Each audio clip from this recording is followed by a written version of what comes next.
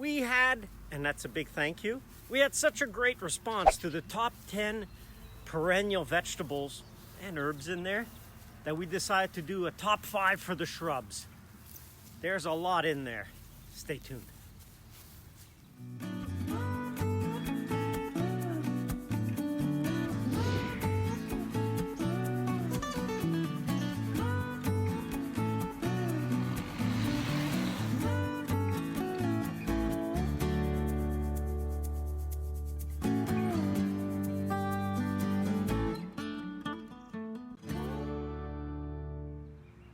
So what makes for a great shrub to put under your fruit trees or your nitrogen fixing trees in the permaculture orchard?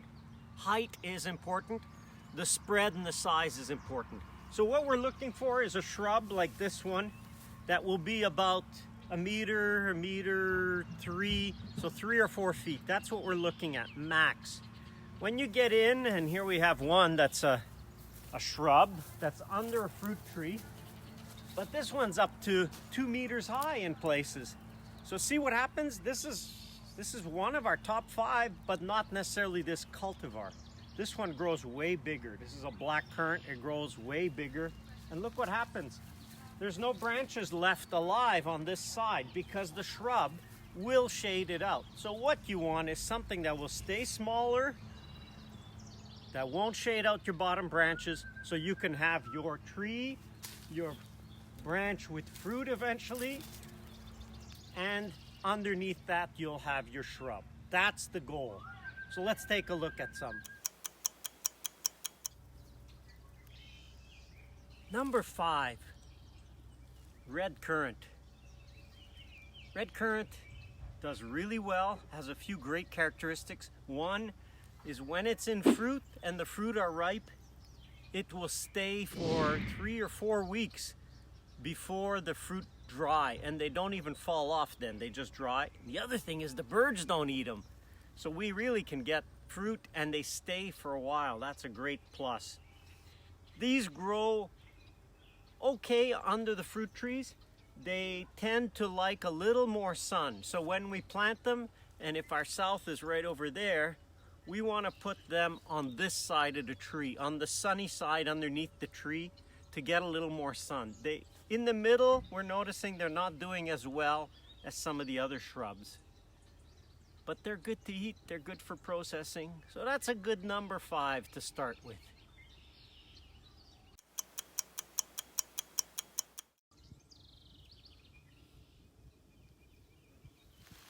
Number 4, and I wish this was our top one, but I wouldn't be that quick yet because they're still fairly new. These are some of our oldest Hasscap plants, these two. And Hasscap is a fairly recent fruit. Oh, look at that. There's already some fruit formed here. Check these out. Look at that. They have a few really incredible characteristics, these fruit.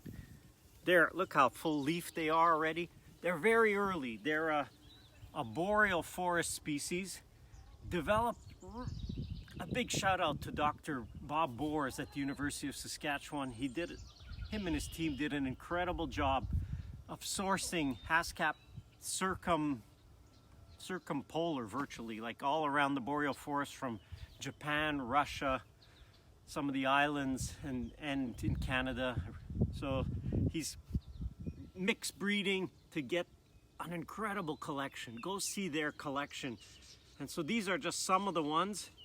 And when we got to try them first time, I said, what? So we multiplied 600 of them because we said we got to get more. So we got a lot of small ones, not as many big ones. They leaf out really early. They tolerate frost. They give a bluish, like a long blueberry, but they even taste better than blueberries.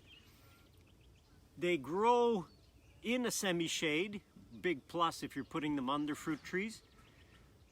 We'll see long term how well they do under the fruit trees, but so far they seem to be doing fine. They fruit a little bit less if they're not in full sun, but in the forest they grow under trees, so this isn't new.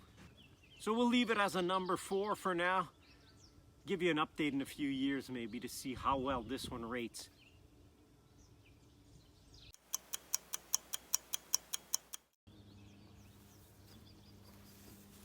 Number 3, highly underestimated in North America.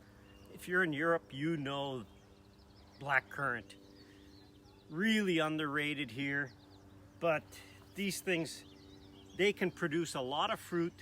The fruit is underrated because we think of them as fresh eating fruit for all our small fruit, but blackcurrant is really a processing fruit mainly. I like it. Not very many people eat it straight out of hand. Maybe in Europe they do. But here, think of it as jam. Think of it as medicine. Think of it as a nutraceutical. High antioxidant, got so many virtues. If ever you're not sure, is this a blackcurrant? Just grab a leaf, grab a bud, grab any part of it, even the branch, and just smell it.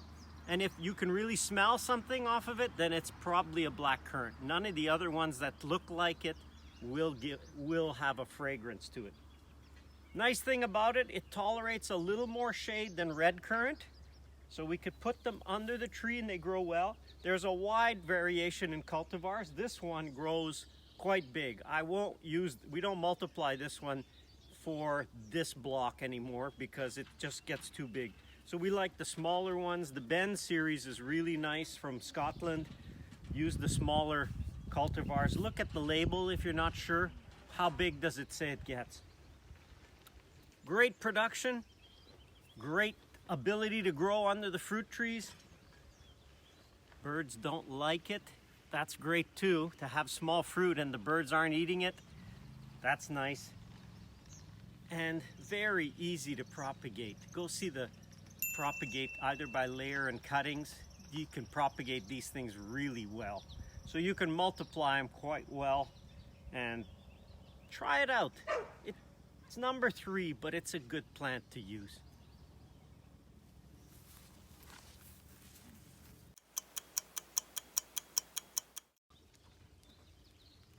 Number 2. Oops.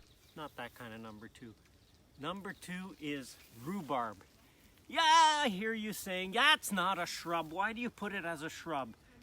Technically, I'm not into the details. Technically, I'm looking for one that takes up a volume about 1 meter wide and 1 meter high. To me, that equivalent is a shrub space. Rhubarb, when it goes 2 meters wide and 1 meter high, 6 feet by 3 feet, that's the equivalent of a shrub. And look at that, full leaf already, fully grown, almost fully grown. Some of them are starting to flower. Because it grows so early, it's really a springtime perennial. It takes advantage. You see, there aren't many leaves out yet. It takes advantage of the full sun to grow full size, and then it pretty well parks itself for the rest of the summer. And because it gives you such incredible rhubarb dumplings, you gotta grow some of them. So rhubarb, to me, I put it in the shrub category. Great to have, great to grow, super easy to grow. We tried this year little pieces of root cuttings, and we can get plants out of small pieces of root cuttings. So easy also to propagate. Put rhubarb in your landscape. We can't stock enough of them. We put in 4 more rows this year, and we're still not going to have enough in the future. We got to multiply more because people love them and they're so easy to grow. So grow some under your fruit trees. Rhubarb, number 2. And then the last one. Wait. Before we get to number 1, you see this orchard and you think, wow, this would be a great place to come visit. Well, now you can with the virtual tour. You can start the tour of this orchard for free right now. Just go to miracle.farm and go check that out. There's something special about being the first to do something. There's no manual to consult and no one to call. Ultimately, it's your story to write and tell. And like every good story, it starts from the beginning. Join us as Stefan shares with you the story behind Miracle Farms. An orchard unlike any other, on a tour unlike anything you've seen. However, some stories are better told in person.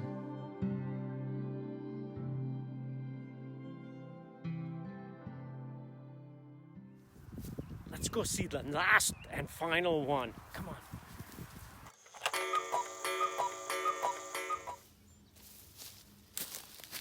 Number one, this is my favorite shrub. I know, I'm sure I can hear you going, what are you talking? How come Blackcurrant is not number one, or red currant, or Hasscap, or rhubarb? Hey, you know what? This is my top 5. This is my favorite small fruit.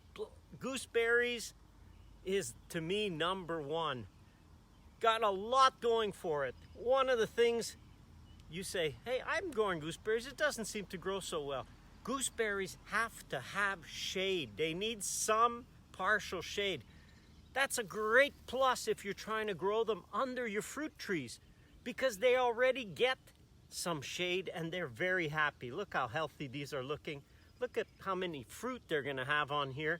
So this is a great plant. And if you've never tried eating gooseberries, by golly, get yourself some. Put them in, grow them, or just buy some at the market if you can find them. They're not easy to find. Yes, some of them are spiky and spiny, but you know what? They've got to be, because they're so delicious. They got to protect themselves a little bit.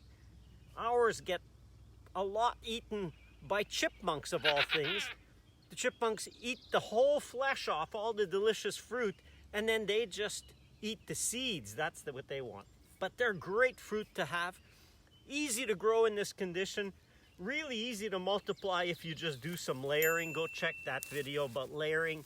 And you know what? Once you start with gooseberries, you can go crazy. Most of our North American ones that are grown here are for dessert. They're fresh eating gooseberries. In Europe, I know you're really big on bigger, greener, more sour ones for processing into jams, and they make great jams too. So that was my top 5. Your 5 will probably be different. Write them in the comments below, whatever comes out to be your top 5. And you know what? Probably they're different, but remember to put them under your fruit trees. Thanks for watching. See you next week. Hey, please subscribe and check out our latest video.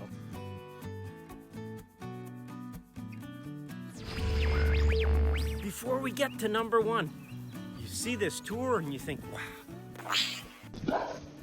Whoa.